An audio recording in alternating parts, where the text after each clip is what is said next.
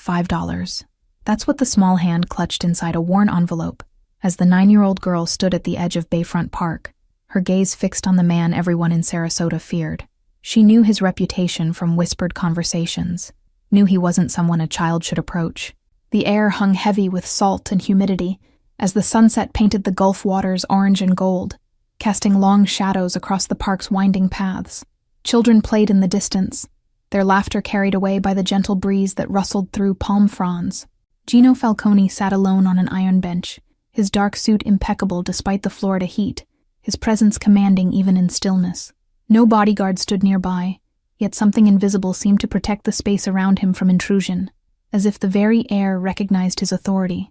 Find the weakness and exploit it, he had taught his men countless times, a philosophy that built his empire from nothing. Today, ironically, he was the one exposed, a rare moment of solitude that he allowed himself only once each month, away from the demands of his position and the weight of decisions that determined fates. A flock of seagulls circled overhead, their cries punctuating the tranquil scene as families gathered their belongings to head home before sunset. Gino checked his watch, an understated platinum timepiece worth more than most people's cars, and calculated how much longer he could indulge in this rare moment of anonymity. The park had become his sanctuary over the years, a neutral territory where the constant chess game of power and control temporarily paused. Here, surrounded by ordinary lives unfolding in predictable patterns, he could almost remember the man he might have become in another lifetime. He watched an elderly couple feed breadcrumbs to demanding ducks, their comfortable silence speaking of decades spent together, a simple pleasure his lifestyle had never permitted. The momentary melancholy this observation triggered was interrupted by the sight of a small figure hovering uncertainly at the edge of his peripheral vision. Time seemed to slow as Annie Brooks gathered her courage, fingers tightening around her precious envelope, the $5 inside representing weeks of saved lunch money. Her worn shoes carried her forward with halting steps, each one requiring more bravery than she thought she possessed. The seasoned crime boss had faced armed men without blinking, had stared down federal agents with a smile, yet something in this child's direct gaze unsettled him. Perhaps it was the absence of fear where fear should rightfully exist, or the quiet determination that seemed far beyond her years. Gino noticed the child immediately, his sharp eyes missing nothing even in moments of apparent calm. Something in her determined approach made him pause his thoughts about business matters awaiting his attention back at headquarters. The girl's appearance told its own story, the faded dress that had seen too many washes, the bruise barely visible beneath her hairline, the eyes that carried knowledge no child should possess. She stopped precisely 3 feet from his bench, maintaining a cautious distance. "Excuse me, sir," she said, her voice surprisingly steady despite the slight tremble in her hands. "Are you Mr. Falcone?" The question hung between them, bold and dangerous in the humid evening air. He considered denying it, sending her away with a cold word as he would most strangers foolish enough to approach him. Instead, curiosity overtook caution, and he inclined his head slightly, a gesture that neither confirmed nor denied, but somehow invited her to continue despite his better judgment. Annie stepped closer then, extending both hands with the envelope pinched between small fingers. "I need help, sir," she stated simply, no tears or dramatics coloring her request. "And I can pay." The absurdity of this child offering payment almost made his lips twitch with something like amusement, but the gravity in her eyes stopped any smile before it could form. Whatever brought her here was no trivial matter. That much was clear from the tension in her small shoulders. A distant church bell tolled 6 times, marking the hour as seagulls circled overhead, their cries punctuating the moment between the powerful man and the determined child. The contrast between them couldn't be more stark, darkness and innocence facing off across an impossible divide. "What kind of help costs $5? He asked finally, his deep voice pitched low enough that only she could hear it. The question wasn't mocking, but genuinely curious, as if her answer might contain some profound wisdom he hadn't yet encountered. Her fingers tightened momentarily on the envelope before she held it out again, her chin lifting slightly in a gesture of pride that reminded him of himself decades ago. "It's all I have," she said simply, "but I think it's enough for what I need." With an expertise born from years of reading people, Gino accepted the envelope, noting the care with which it had been sealed, each crease pressed flat, corners aligned perfectly. The precision spoke of desperation, of something precious contained within flimsy paper. Annie watched him open it with the intensity of someone whose entire future hung in the balance, her small chest barely moving as she held her breath. Inside lay a carefully folded $5 bill and a note written in the careful hand of a child trying to appear grown up. The handwriting wobbled in places, revealing the effort it took to form each letter. Please make my uncle go away. He hurts my mom and my sister. We can't tell anyone because he says he'll take us away from Mom forever. The simplicity of the request landed like a brick on Gino's chest, momentarily stealing the air from his lungs as his eyes traveled from the note to the girl's face. In his world, problems were solved with calculated violence and strategic threats. Clean, efficient, emotionless. But this child's plea sparked something he thought long dead. "How did you find me?" he asked, his tone softer than before, curiosity mixing with something that might have been concern in another man. The question was important. Children shouldn't know how to locate men like him. Annie's gaze didn't waver as she answered. "I heard my uncle talking about you on the phone once. He said everyone's afraid of Mr. Falcone, even the police." Her small hands twisted together in front of her. "I thought maybe he'd be afraid of you too." The brutal honesty of her logic was flawless in its childish simplicity. Find the biggest predator to scare away the one hunting you. Gino felt a grudging respect for the girl's resourcefulness, mixed with something darker at the thought of what drove her to such measures. "Your mother doesn't know you're here," he stated rather than asked, already knowing the answer from the secretive way the girl glanced over her shoulder. Children with permission didn't clutch envelopes like lifelines or approach strangers with such careful planning. Annie shook her head, confirming his assumption with a small frown that aged her young face. "Mom takes medicine that makes her sleep a lot. My sister's only 4. She's too little to help." A jogger passed by, slowing briefly to glance at the unusual tableau they created. The imposing man in an expensive suit, and the small girl standing before him like a supplicant. Gino's sharp gaze flicked toward the intrusion, his expression hardening just enough to send the curious onlooker hurrying along the path without a backward glance. Annie seemed oblivious to this exchange, her focus entirely on communicating the gravity of her situation without breaking into tears. The discipline this required from a 9-year-old struck Gino as both admirable and deeply troubling. Children should cry when afraid, should seek comfort rather than solutions.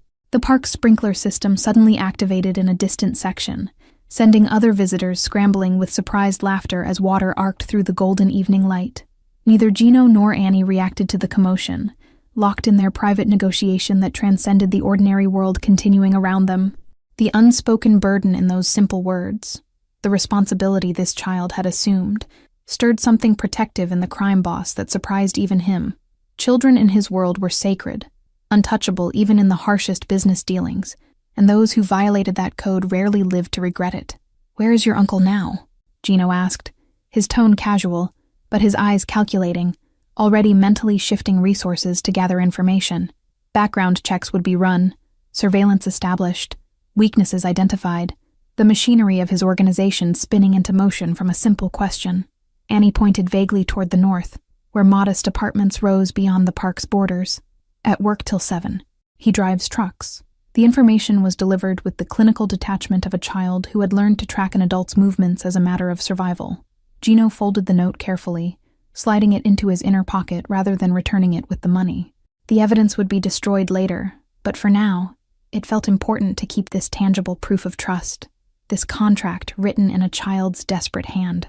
"Keep your money," he said, placing the $5 bill back in her small palm, closing her fingers around it with a gentleness few ever witnessed from him. "You've already paid enough." The girl looked confused, brows drawing together as she tried to understand if this meant he wouldn't help after all. "But don't you need payment?" she asked, logic and desperation warring in her young voice. "Some things aren't about money," Gino replied, surprising himself with the sincerity behind words he'd never expected to say.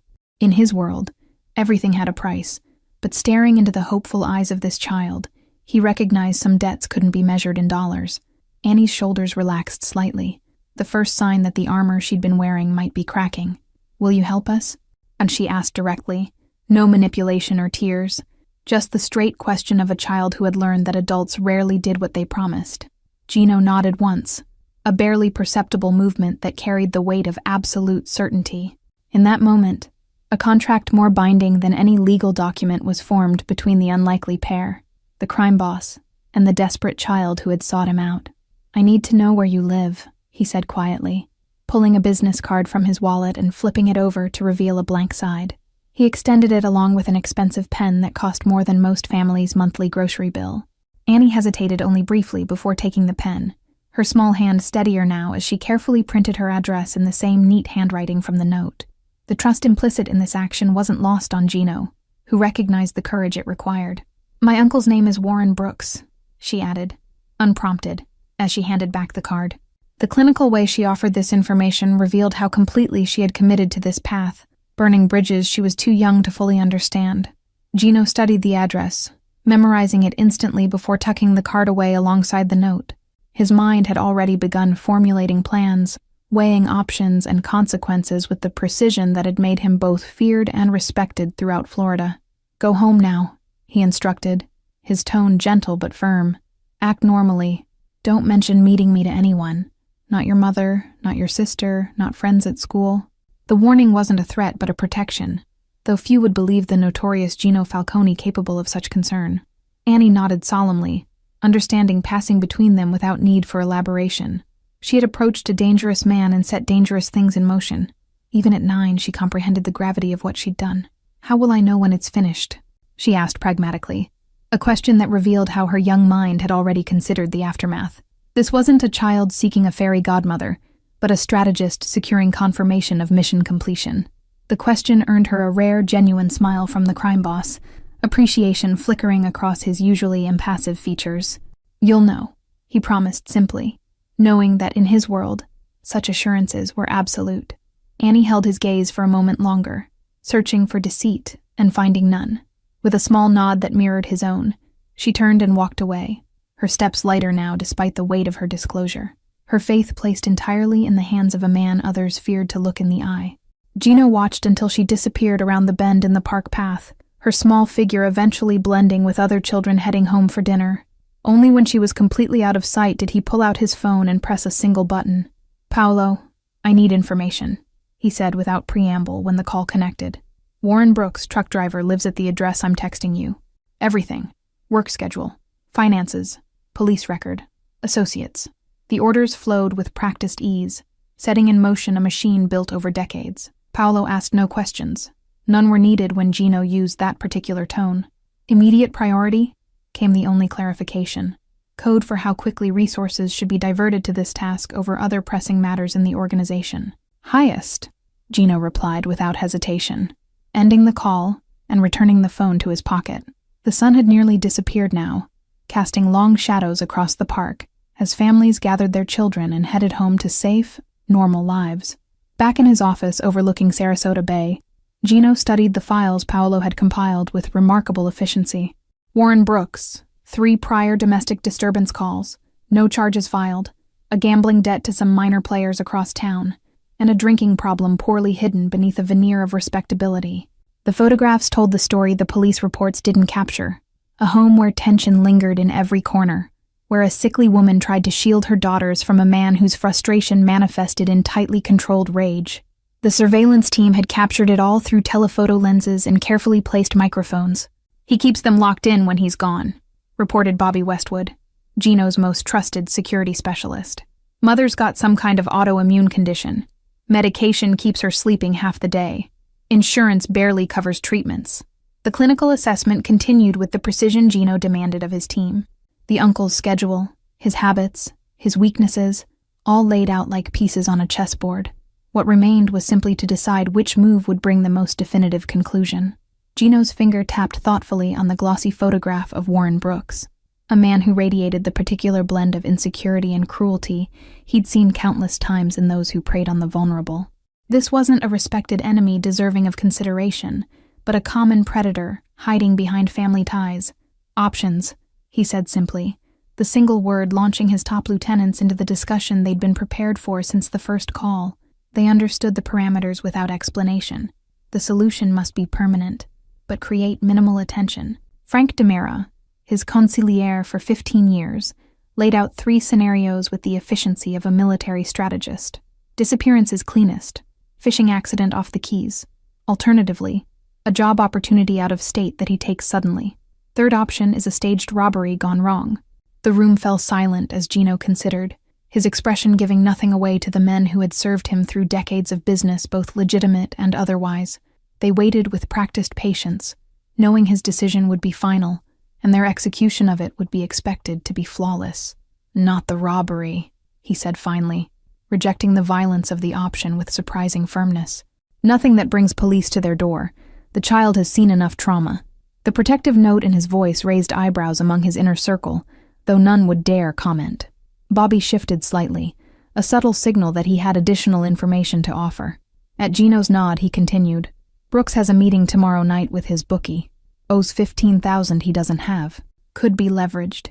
The pieces aligned in Gino's mind like a perfect symphony reaching its crescendo. Debt, opportunity, and a man desperate enough to make poor choices.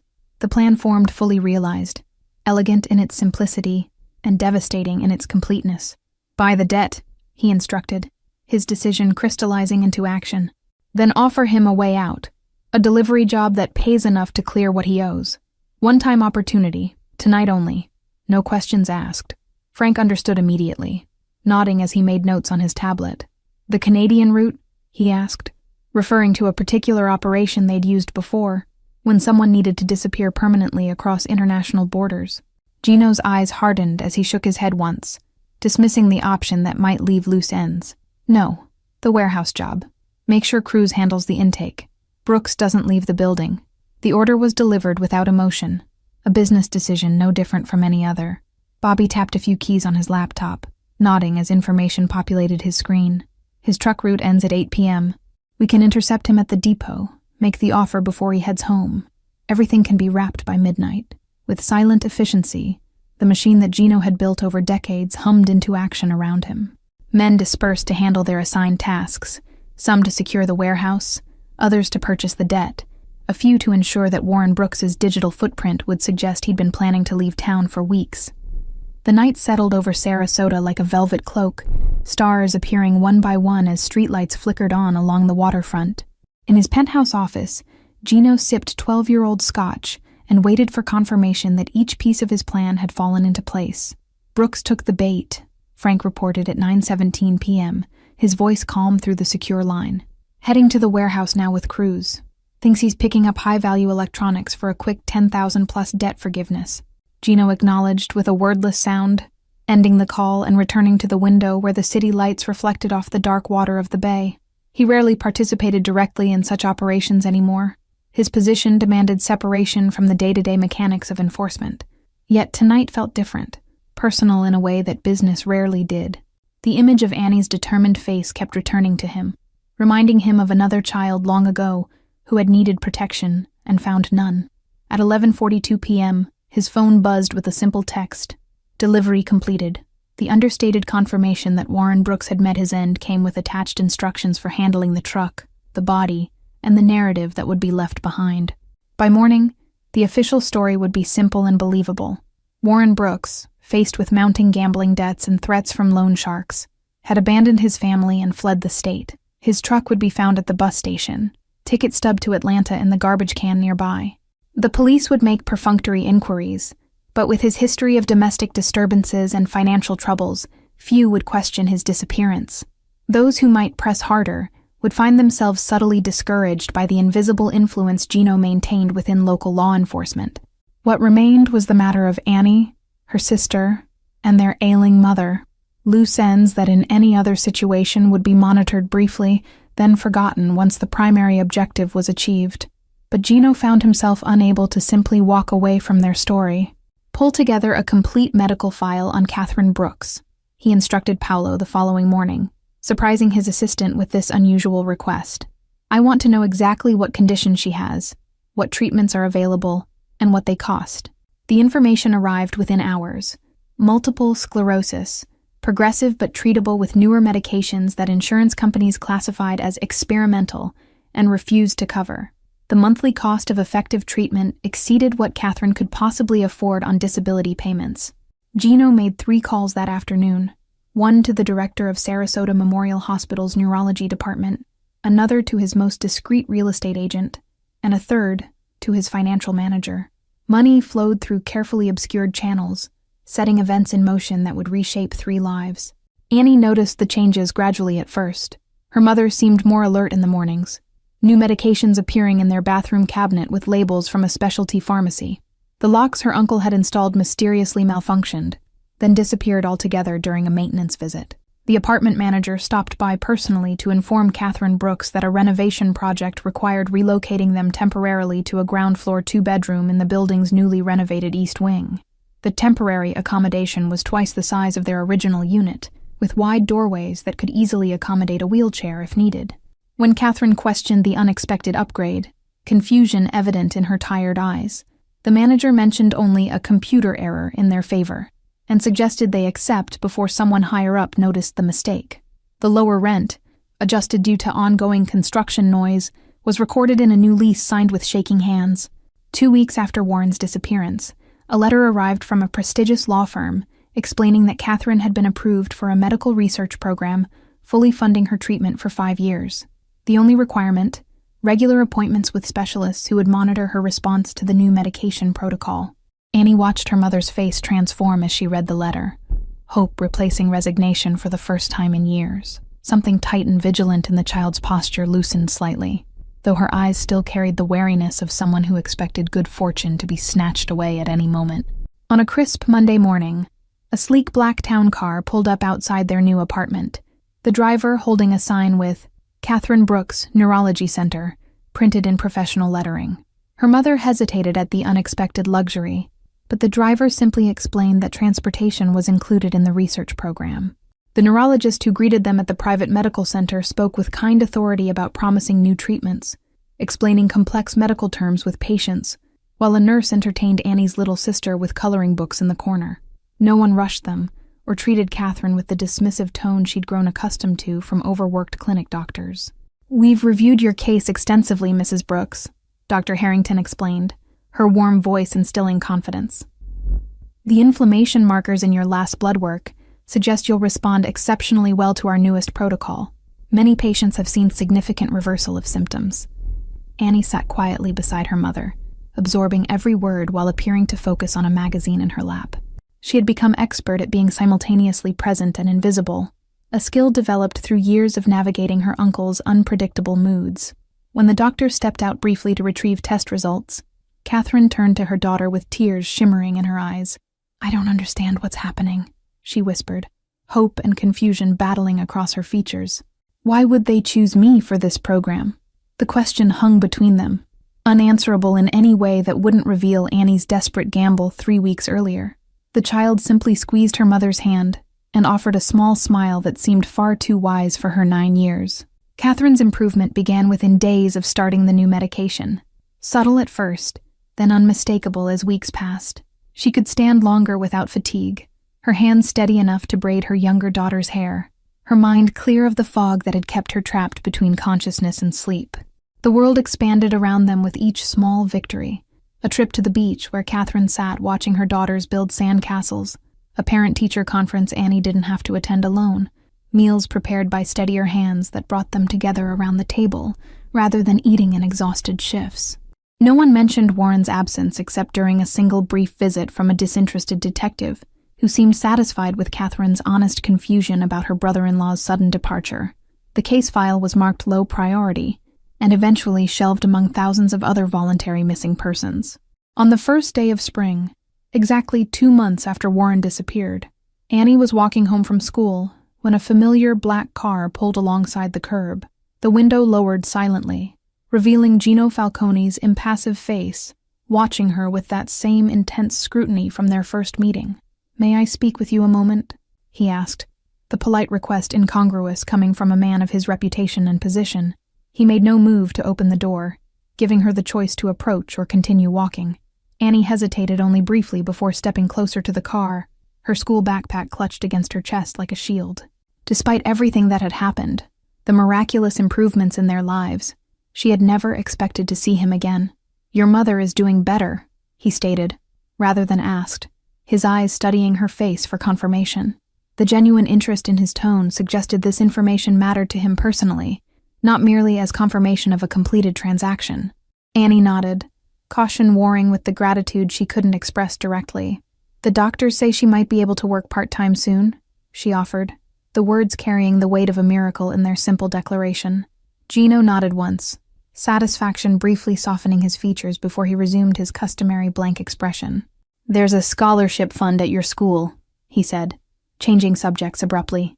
"Your teachers should be contacting your mother about it this week." The implication was clear even to a 9-year-old. Another door being opened, another burden being quietly lifted by invisible hands. Annie recognized the pattern now, understood the careful distance maintained in each act of assistance. "Why are you helping us?" she asked suddenly, the direct question bypassing caution in a moment of unguarded curiosity. The words hung between them, bold in their simplicity and profound in their implications. Gino's eyes narrowed slightly, not in anger, but in consideration, as if Annie's question had caught him unprepared. For a moment, something vulnerable flickered across his features before he regained his composure with practiced ease. "Because you paid for it," he answered finally, the simple response carrying layers of meaning between them. $5 bought something no one else has ever purchased from me, my word to a child who needed help. Annie absorbed this, her young mind understanding the deeper implication, that their connection had somehow transcended the normal transactions of his world. She nodded once, mirroring his own economical gesture of acknowledgement. "Thank you," she said simply, the words carrying the weight of all she couldn't articulate. Gratitude for her mother's health, for safety, for doors opening where walls had stood before. No elaborate speech could have conveyed more than those 2 words offered without pretense. Gino inclined his head slightly, accepting her thanks with the same seriousness he might accord a business associate. "You should go home now," he said, his tone gentler than his reputation would suggest possible. "Your mother will be waiting." The car pulled away smoothly, blending into afternoon traffic and disappearing around a corner while Annie remained on the sidewalk, watching long after it had gone. Something fundamental had shifted in her understanding of the world. Not all monsters were what they seemed, and help sometimes came from the most unexpected sources. That night, when Catherine excitedly shared news of the anonymous scholarship nomination from Annie's teachers, the girl accepted the miracle with practiced surprise. The pattern had become familiar now, blessings appearing with plausible explanations, their true source hidden behind layers of legitimate-seeming paperwork. Spring melted into summer, bringing more changes as Catherine's strength continued returning. A part-time position at the hospital's administrative office offered flexible hours and excellent benefits, arranged through Dr. Harrington's recommendation. The work suited her perfectly, providing purpose without overtaxing her still-recovering body. On rare occasions, Annie would spot the Blacktown car parked discreetly across from her school, or glimpse one of Gino's men, recognizable by their immaculate suits and alert eyes, watching from a distance. They never approached, never interfered, but their presence formed an invisible shield around the small family. Catherine began to bloom in ways Annie had never witnessed before, her smile appearing more frequently as pain receded and independence returned. She laughed now, a sound so rare in previous years that Annie's little sister had stared in wide-eyed wonder the first time she heard it. Small luxuries appeared in their lives, tickets to the botanical gardens left in their mailbox, a gift card to the bookstore on Annie's birthday, an invitation to a special hospital fundraising event where Catherine was recognized for her volunteer work with other MS patients. Each gift arrived with plausible explanation, never revealing the invisible hand guiding their good fortune. The neighborhood children who once avoided their apartment now played regularly with Annie and her sister, their parents no longer steering them away with whispered warnings about that family situation. The shadow of Warren's volatile presence had lifted completely, allowing normal childhood to finally take root. In July, when Catherine mentioned wishing she could take the girls to Disney World someday, 3 park passes arrived the following week through a community outreach program, selecting deserving families for complimentary vacations. The joy on her sister's face as she hugged her Mickey Mouse plush became Annie's most precious memory. At school, teachers noted the transformation in Annie's demeanor, the hypervigilance fading gradually as security replaced constant anxiety. Her grades, already strong from a child forced to grow up too quickly, improved further as energy previously spent on survival redirected toward learning and, occasionally, simply being a child.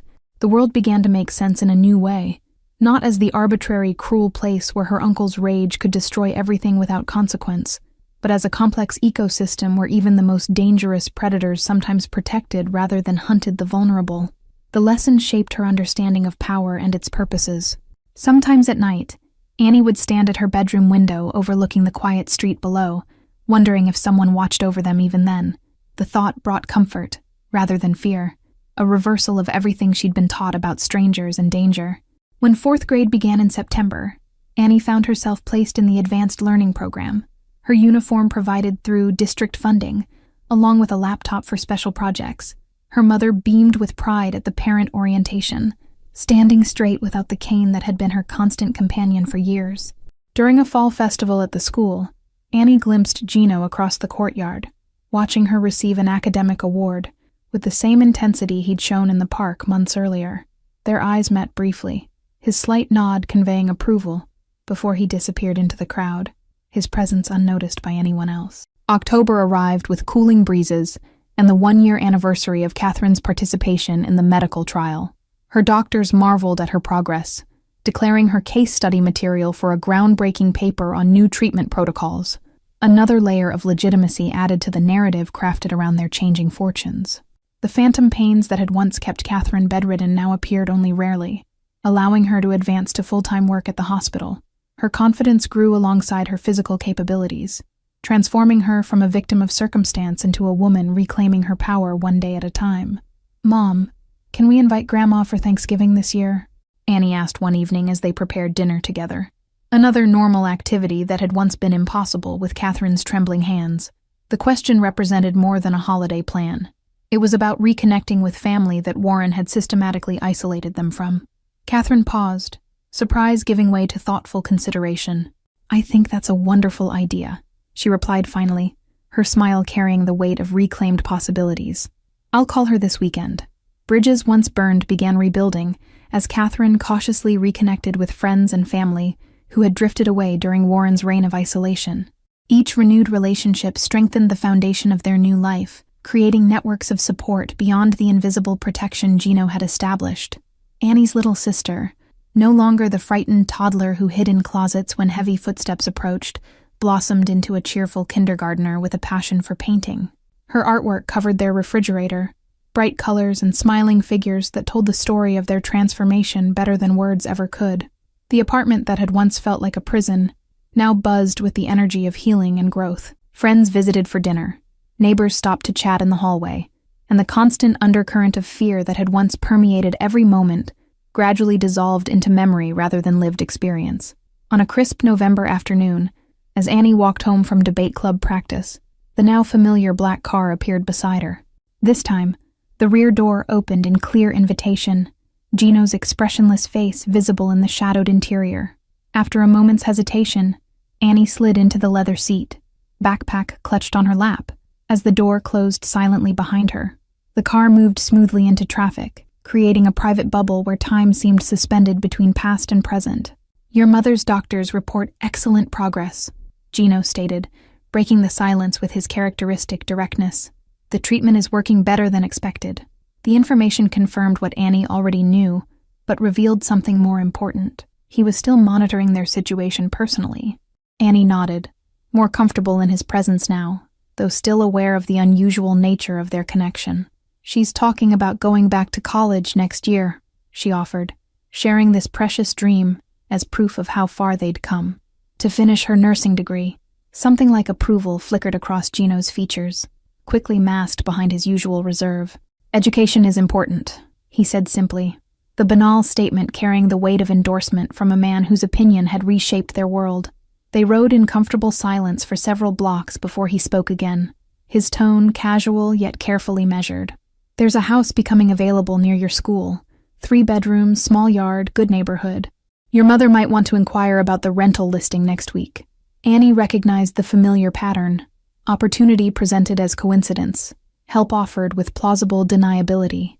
The subtle orchestration of their improving circumstances continued with the same attention to detail that had characterized every intervention since that first day in the park. "Why do you still help us?"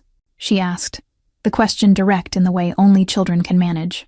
A year had passed since their initial transaction, far longer than any reasonable obligation would demand, especially from a man with his resources and responsibilities.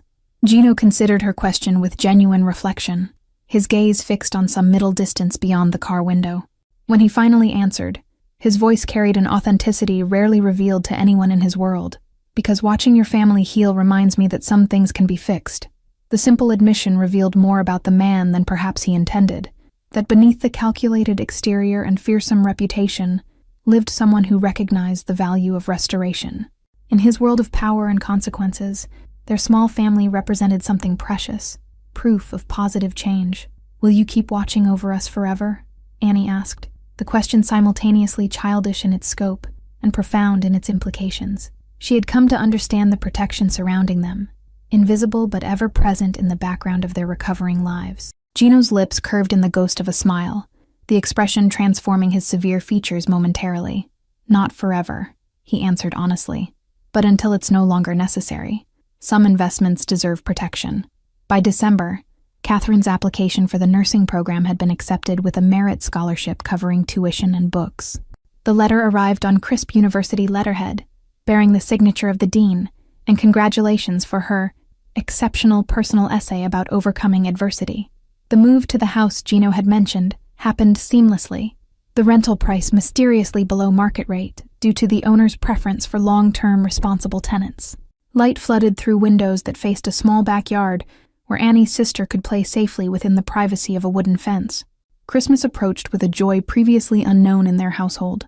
A real tree decorated with ornaments Catherine pulled from storage boxes long untouched, presents wrapped in colorful paper piled underneath, and homemade cookies filling the kitchen with cinnamon and vanilla scents that erased darker memories. "Mom, do you ever wonder about Uncle Warren?"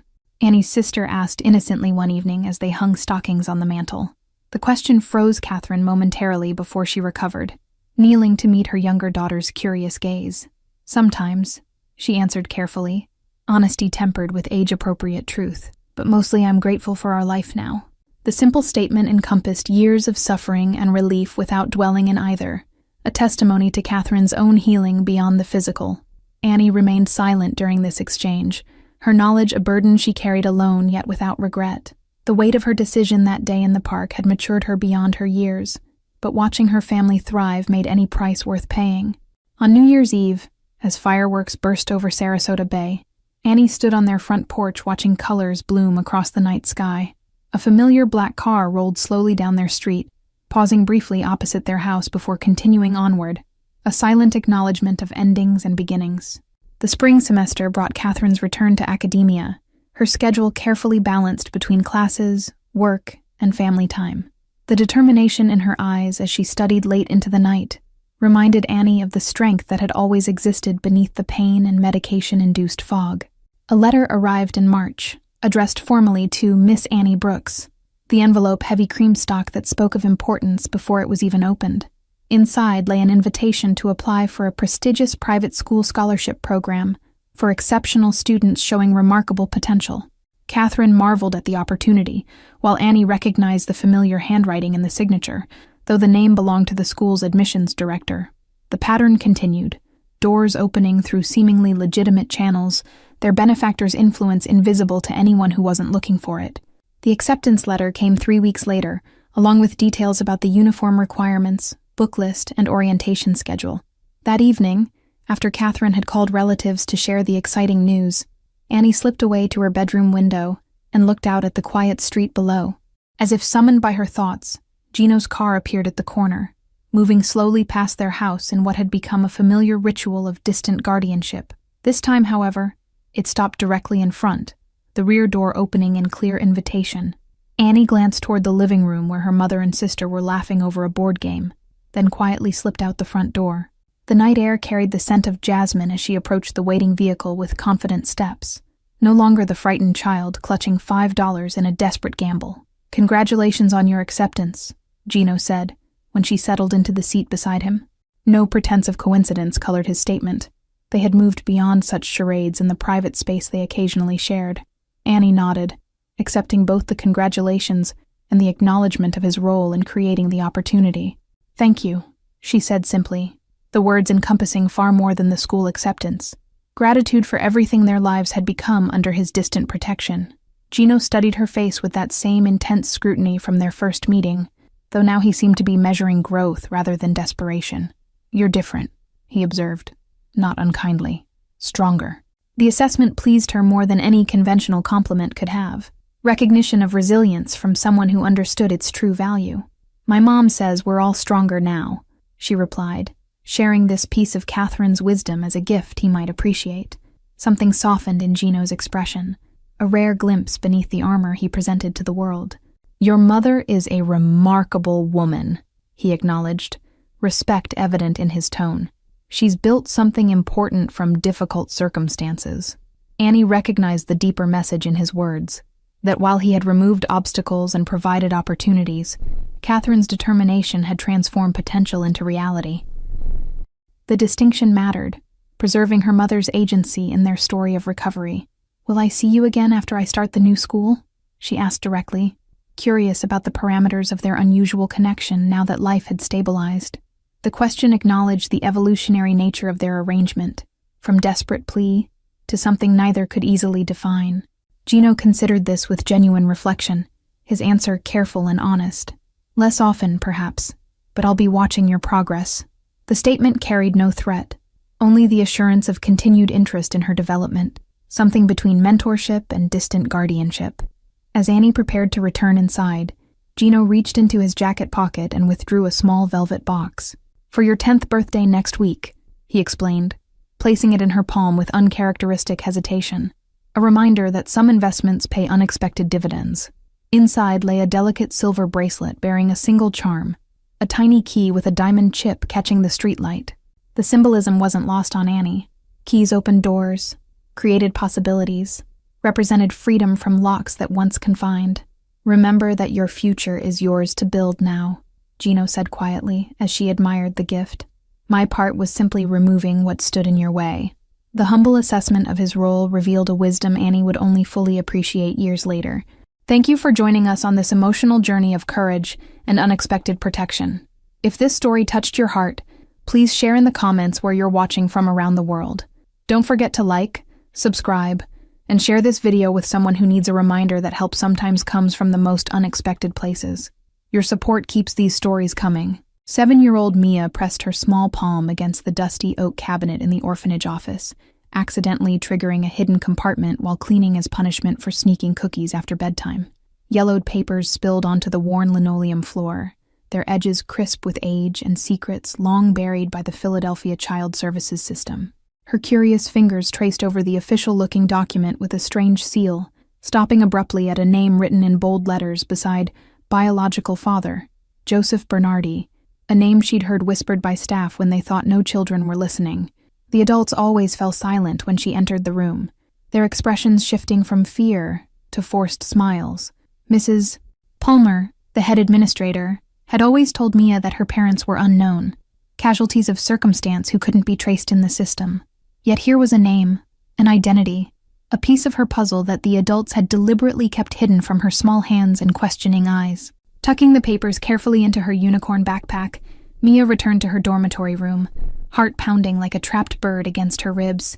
Under her threadbare blanket with a flashlight, she examined every detail of her discovery, memorizing the address listed beside his name. The Sovereign, Philadelphia's most exclusive restaurant. Tomorrow was her 7th birthday, a day typically marked by a cupcake with a single candle and perhaps a donated stuffed animal from the charity bin. But this year would be different. This year she had a purpose beyond waiting for someone to choose her from the lineup of hopeful orphans who stood smiling every time potential parents toured the facility. In the communal bathroom, Mia stood on tiptoes to see her reflection, wondering if she had his eyes or smile, searching for evidence of belonging in her own face. She practiced what she would say to the man who had half-created her, then vanished, the courage of childhood innocence burning bright enough to overpower her fear. With birthday money saved from 3 years of small gifts from temporary foster placements, she counted out exactly enough for a bus ride downtown. Her best dress, a hand-me-down blue cotton with only one small tear at the hem, hung ready for morning, paired with the cleanest white socks she could find. The orphanage rules were clear: no leaving grounds without supervision, but the maintenance door near the kitchen had a broken lock that the older kids used for cigarette breaks. Mia had never considered escape before. Where would she go? But now freedom had a destination, a purpose that pulled like gravity. Mrs. Palmer's computer password was taped under her keyboard, Sunshine246, giving Mia access to Google, where she learned that Joseph Bernardi wasn't just any man, but Philadelphia's notorious business mogul, with whispered connections to organized crime. The articles used words she didn't fully understand: racketeering, extortion, alleged kingpin. Sleep evaded her that night as she rehearsed her approach, clutching her birth certificate like a treasure map. Would he recognize something familiar in her face? Would his eyes widen in shock or narrow with dismissal?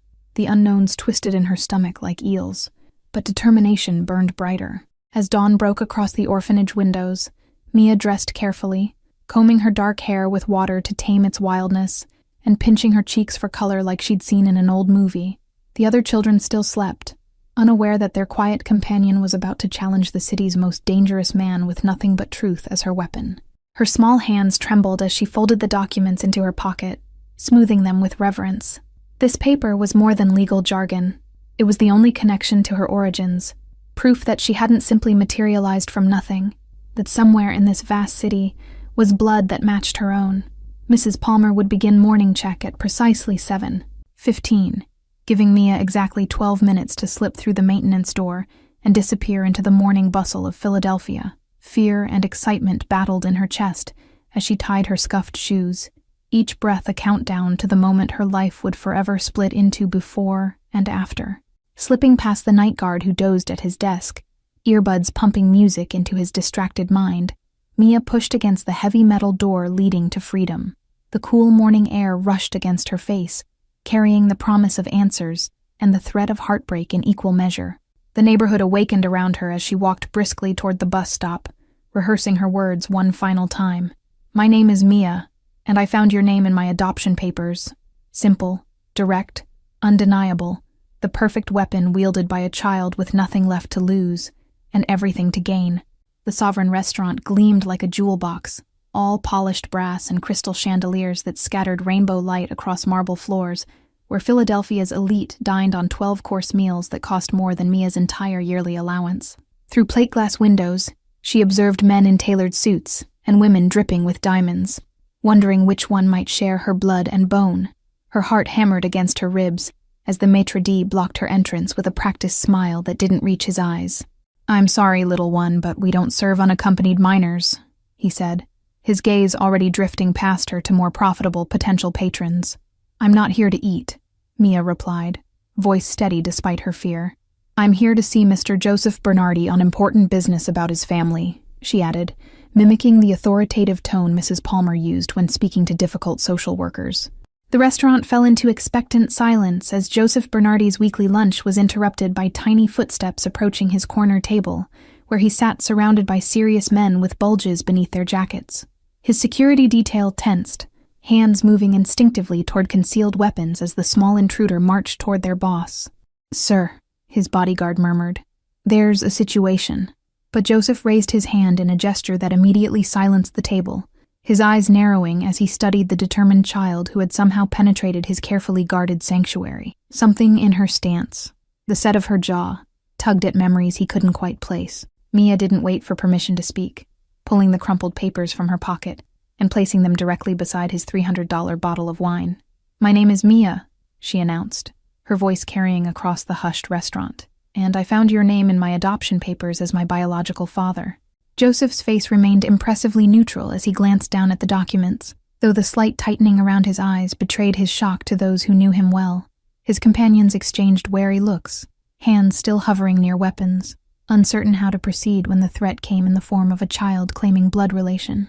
"Where did you get these?" he asked, voice deliberately gentle despite the storm building behind his eyes, fingers carefully lifting the papers for closer inspection.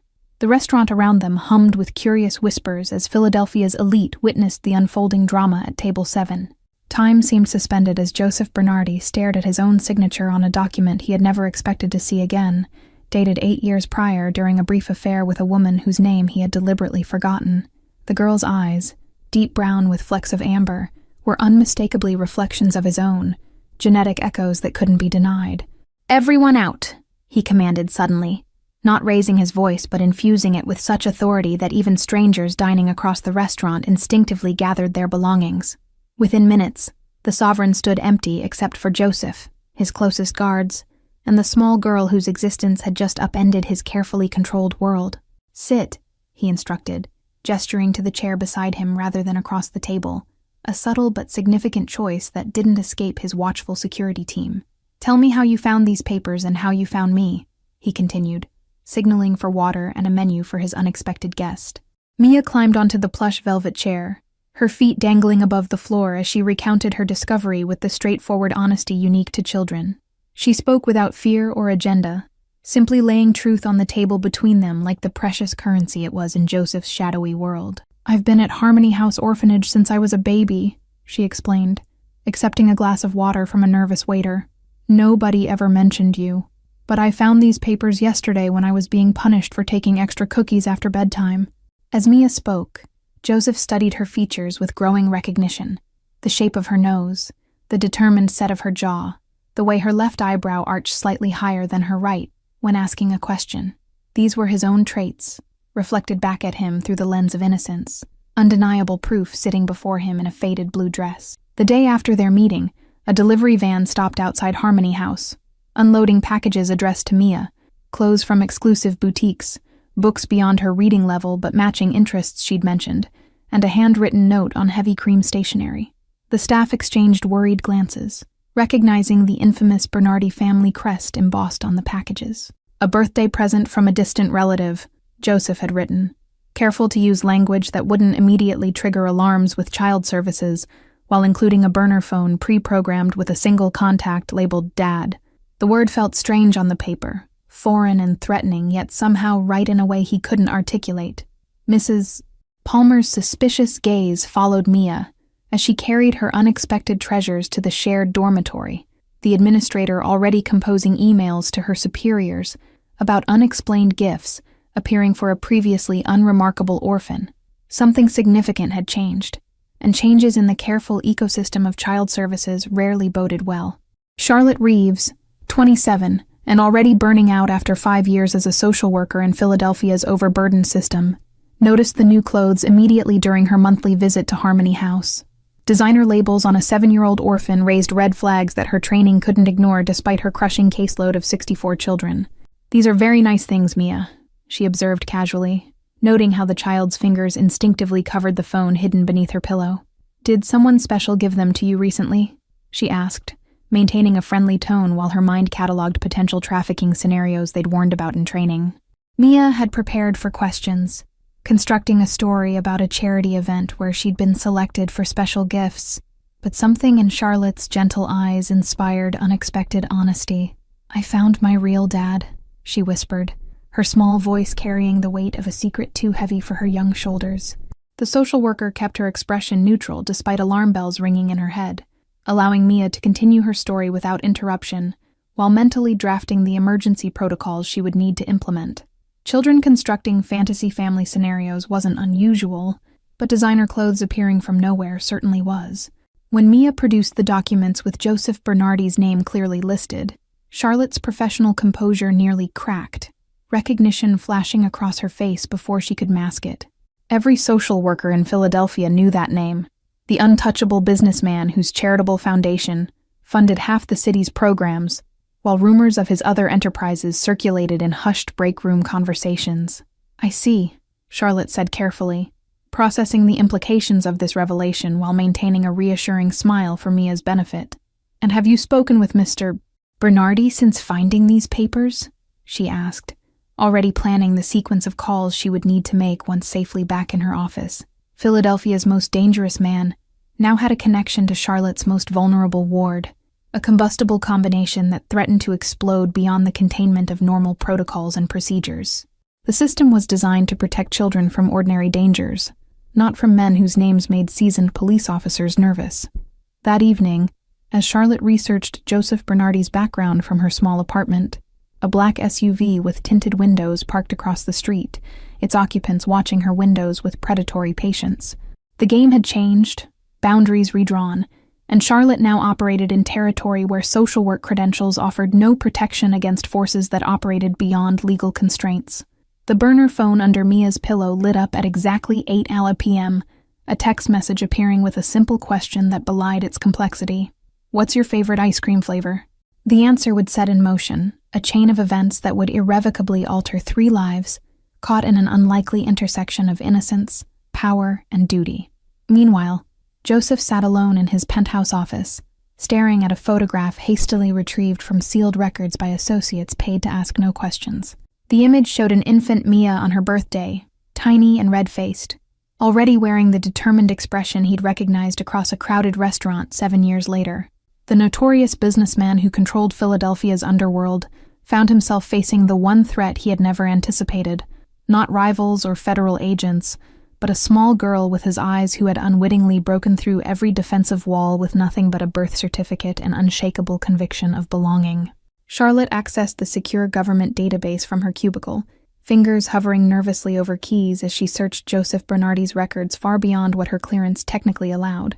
15 years of meticulously maintained tax records showed a businessman with legitimate enterprises, spanning real estate, construction, and shipping, the perfect cover for activities whispered about, but never proven.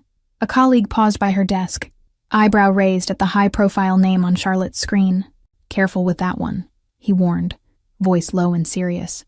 2 investigators who tried connecting him to anything illegal disappeared last year, files with them. Ignoring the chill crawling up her spine, Charlotte dug deeper, discovering the unexpected detail that Joseph had graduated summa cum laude from Princeton, with a thesis on ethical business practices, a staggering contradiction to his rumored activities. The complexity of the man whose blood ran through Mia's veins grew with each document she uncovered. Public records revealed Joseph's transformation from scholarship student to power broker, following his father's mysterious death 20 years earlier, inheriting a struggling construction company that mysteriously blossomed into a multi-million-dollar empire within 5 years. The timing aligned perfectly with the emergence of a new organized syndicate in Philadelphia's underworld. Charlotte printed only the most essential documents, aware that digital footprints could be traced by those with enough influence to access government servers. Her apartment walls soon displayed a timeline of Joseph's life, connection points highlighted in red string like a detective's investigation board from a crime drama. The birth certificate revealed another key piece. Mia's mother was listed as Natasha Warren, a name that yielded no results in standard databases, as if she'd been systematically erased from public record. Expanding her search parameters, Charlotte discovered an obituary dated 1 month after Mia's birth, cause of death vaguely listed as complications. Late into the night, Charlotte found herself staring at a newspaper photograph from 8 years ago. Joseph at a charity gala standing beside a striking dark-haired woman whose features echoed in Mia's face. The caption identified her simply as guest, another deliberate omission in a pattern of careful information management. A knock at her door at 2:17 a.m. sent adrenaline surging through Charlotte's exhausted body. Through the peephole, she saw a man in an expensive suit holding an envelope, his expression impassive beneath the hallway's flickering light, as he waited with unnerving patience for her to answer. "Miss Reeves," he greeted with professional courtesy, when she finally opened the door a cautious 3 inches. "Mr. Bernardi requests a meeting regarding your mutual interest in a certain child's welfare." The envelope contained a business card with tomorrow's date, an address, and a time, 10 a.m. at the Sovereign. Sleep eluded Charlotte as she weighed professional obligations against personal safety, the system's rigid protocols against a child's best interests. By dawn, she had formulated a plan that balanced all competing factors, dressing in her most professional outfit, armor against the intimidation she anticipated at the meeting. The Sovereign looked different in daylight, less intimidating without evening shadows masking its imperfections, yet Charlotte's heart still raced as she gave her name to the maitre d', who immediately escorted her to a private dining room. Joseph Bernardi stood as she entered, the gesture unexpectedly old-world and courteous from a man with his reputation. "Thank you for coming, Miss Reeves," he began, gesturing to the chair across from him at a table set with morning tea and pastries that remained untouched between them. "I understand we need to discuss Mia's situation with complete transparency." Charlotte maintained steady eye contact, years of facing down hostile parents and bureaucrats having prepared her for this moment. "Mr. Bernardi, I'll be direct. Your name appearing in Mia's life raises significant concerns given your reputation in this city." Joseph's laugh surprised her, genuine and without malice, the sound incongruous with everything she'd read about him.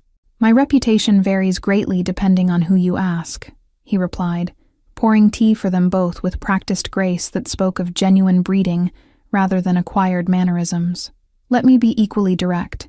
I had no knowledge of Mia's existence until she appeared at my table 3 days ago, but DNA doesn't lie, and those are my eyes looking back at me from her face. I intend to provide for her future while respecting the legal frameworks you're obligated to enforce."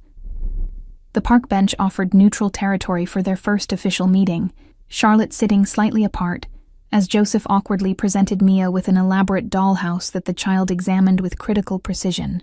"It's very pretty," Mia said finally, "but I've never actually had a room of my own to put it in."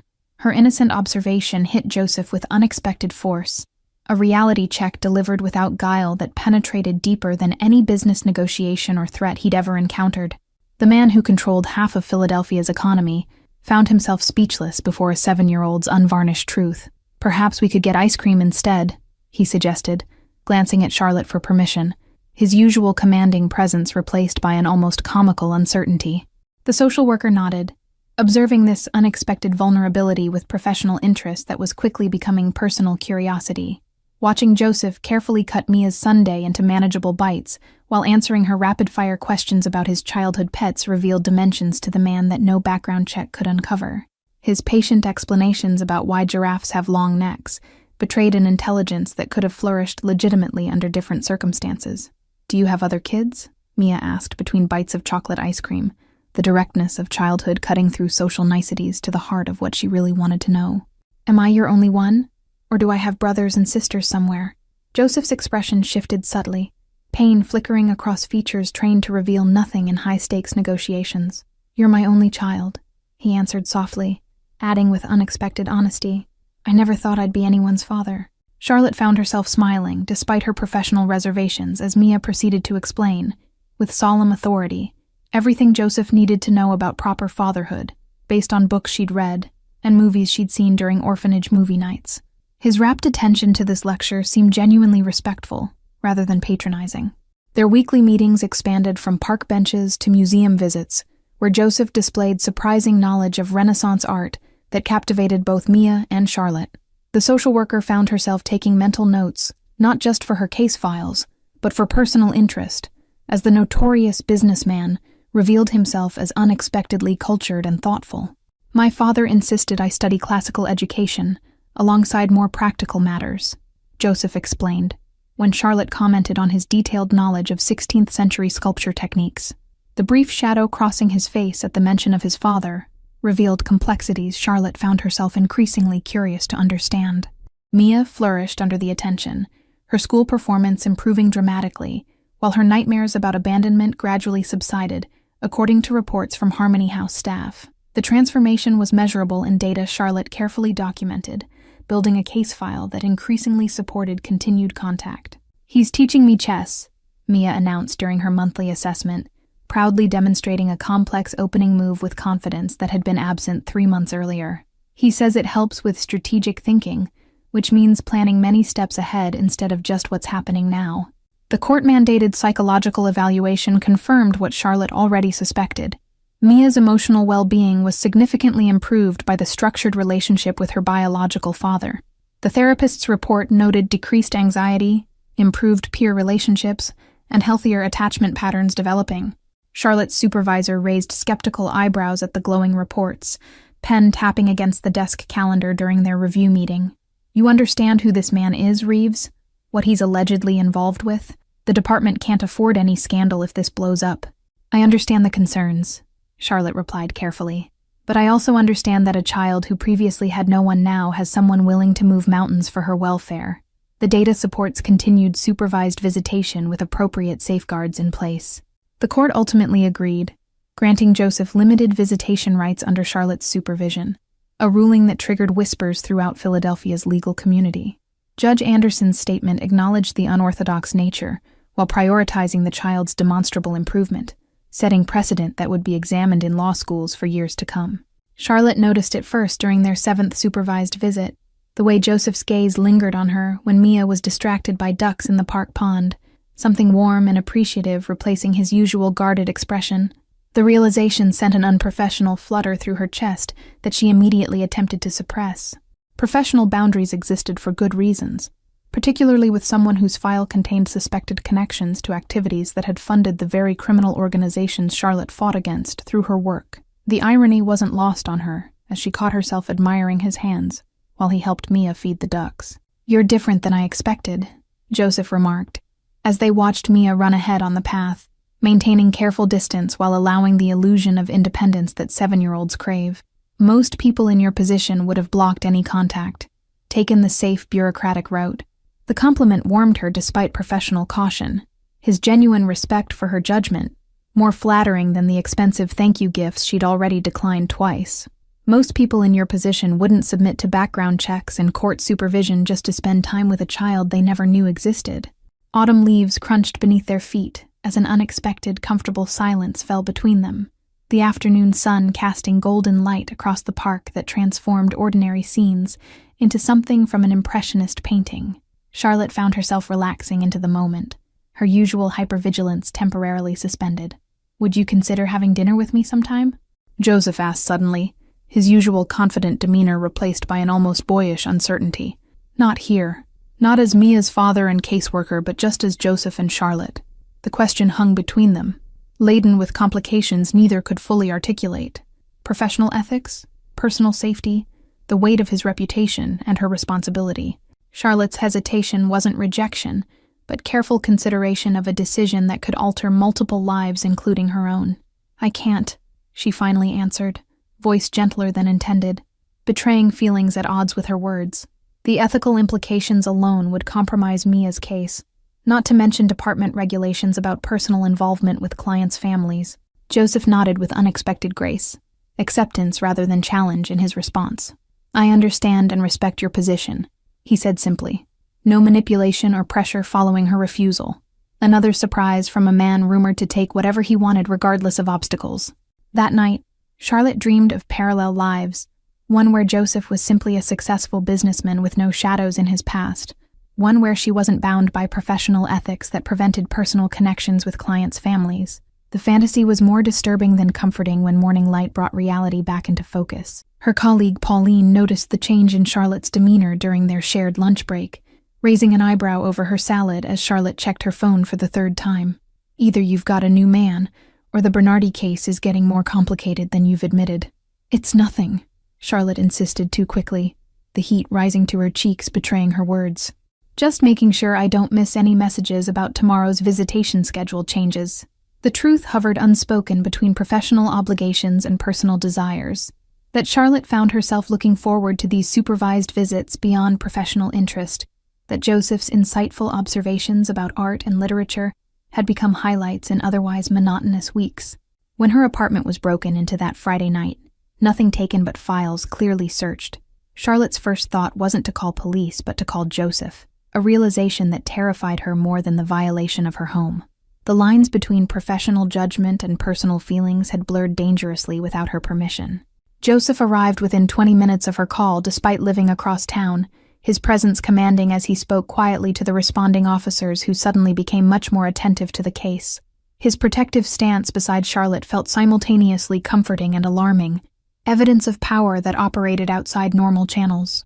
The unspoken tension between them crystallized as he drove her to a hotel for the night, security personnel discreetly appearing at strategic positions throughout the building without any visible instructions from Joseph. The infrastructure of protection snapped into place with practiced efficiency that highlighted the dual nature of the man. The morning headline sent shockwaves through Joseph's carefully constructed world. "Crime boss's secret daughter discovered," splashed across the Philadelphia Inquirer's front page. His phone erupted with calls from associates, lawyers, and rivals, sensing weakness in his previously impenetrable reputation.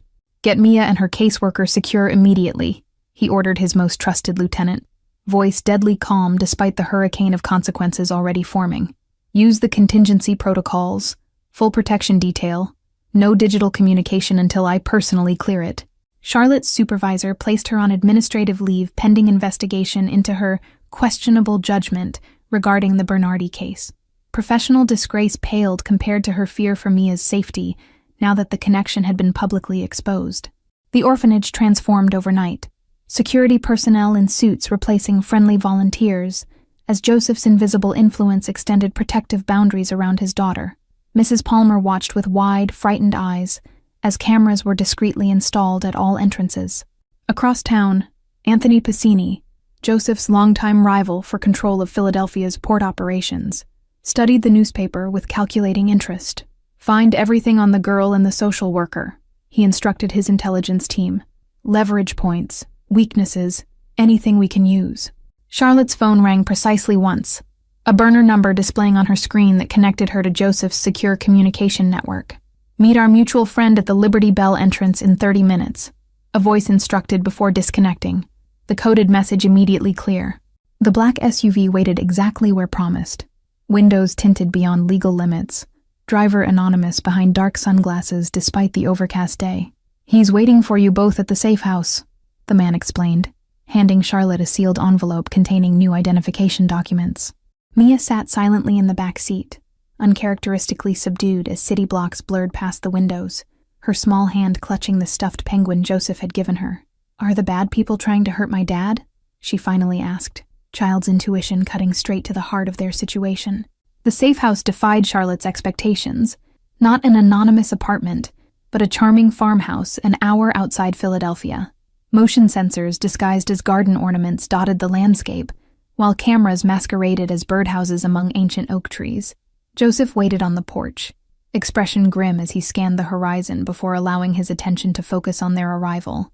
I'm sorry to have disrupted your lives, he said simply, the weight of responsibility evident in the new lines around his eyes that hadn't been there days earlier.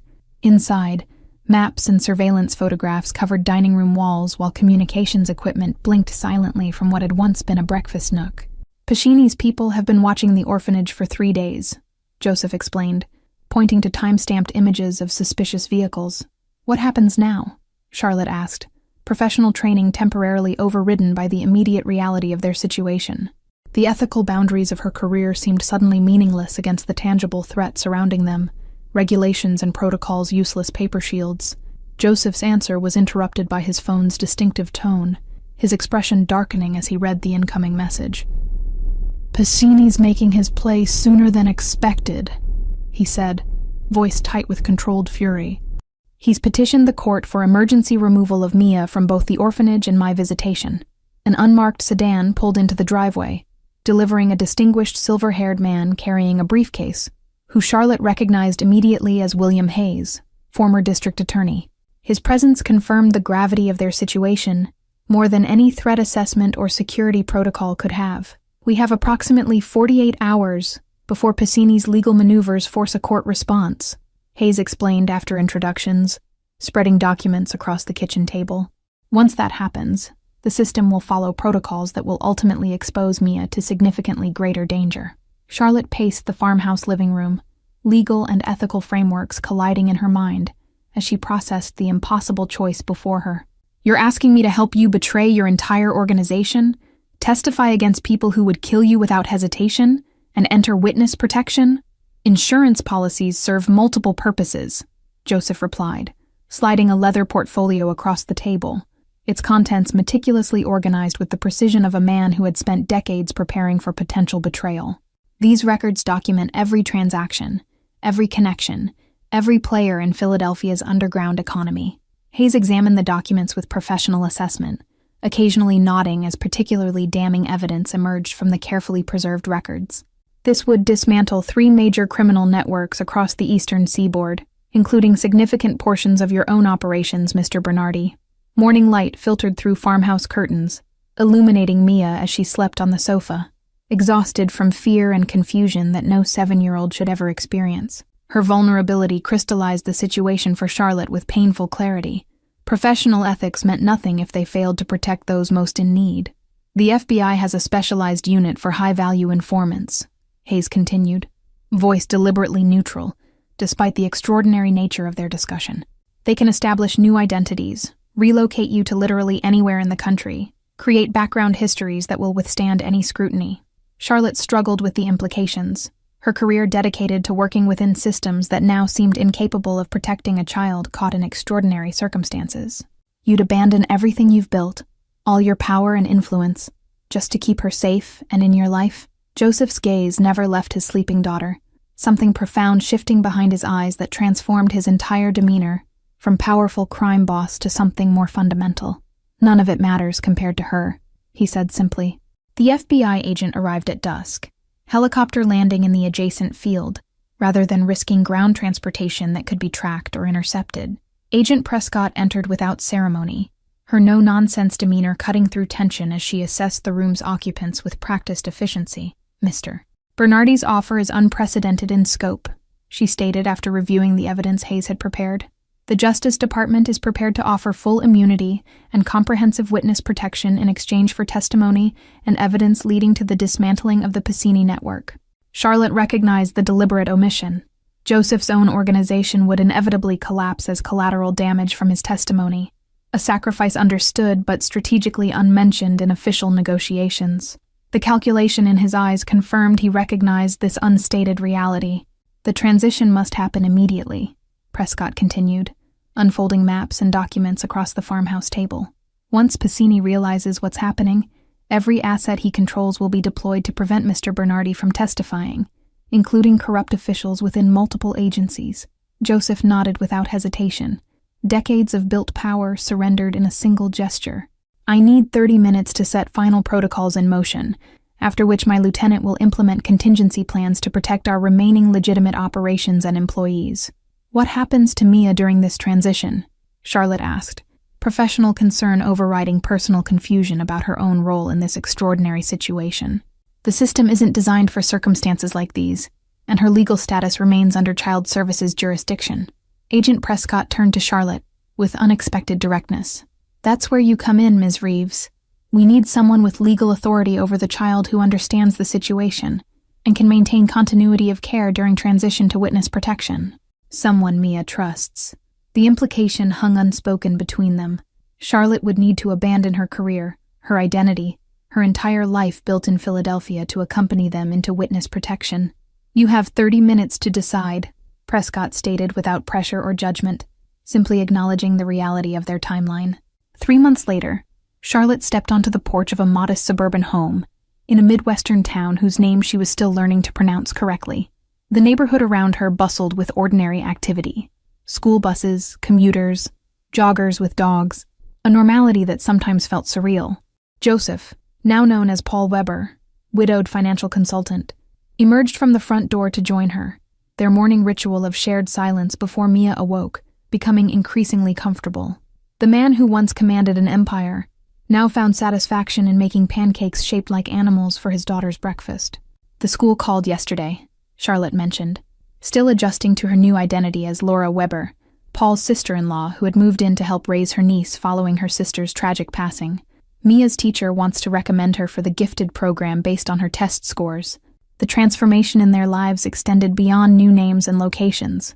Joseph attended weekly therapy sessions to process his transition from power to ordinary citizenship, while Charlotte adapted her social work training to a new position at the local Family Services Center. Pacini's arrest had dominated national headlines for weeks, the systematic dismantling of his network, revealing corruption extending into law enforcement, judiciary, and local government throughout the eastern seaboard.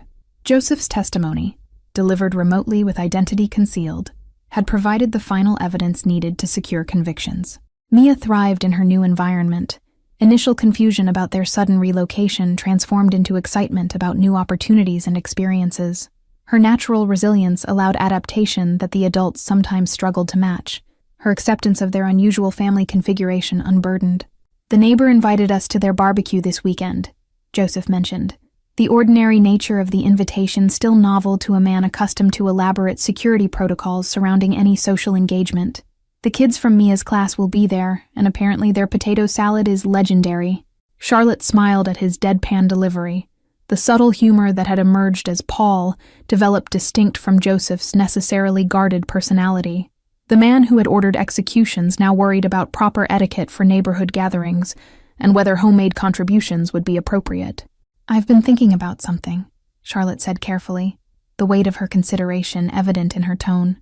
The counselor mentioned that Mia's been drawing pictures of all three of us together as a family at art therapy, but she started asking questions about why we have different last names. Joseph's expression shifted with understanding, the implication clear without further elaboration.